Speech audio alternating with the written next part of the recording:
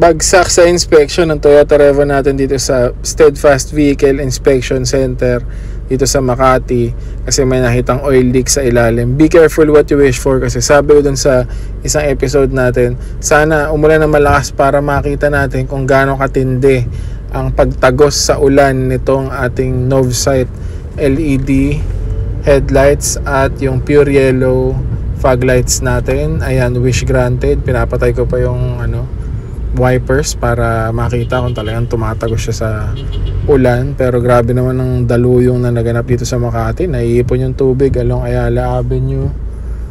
Tapos pagkaliwa ko ng Makati Avenue, isang buong lane walang gumagamit kasi nag-uumpisa na magkaroon ng tubig. Yung alternator pala ng Revo natin medyo mababa, no? Napansin ko ang dumi ng engine natin.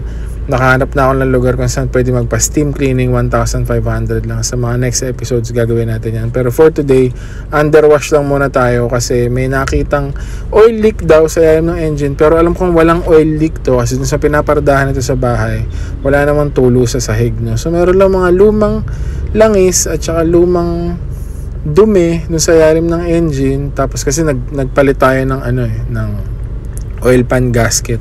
So baka nabasa lang siya ulit na nag-change oil tayo. Ayan, pinressure washer nila. Pero tinakpan nila ng plastic yung alternator. Kaya ayan, fresh na siya pero tuyo yung alternator. Tapos yung mga residue ng langis at alikabok natanggal nila. Maraming salamat sa Full Torque car wash dito sa Chinroses sa Makati. And salamat sa Diyos, pumasa na sa inspection ng ating Toyota Revo. So ready na tayong magpa-rehistro. Bilis na 1 taon, no? Salamat sa panonood, guys. Until next time.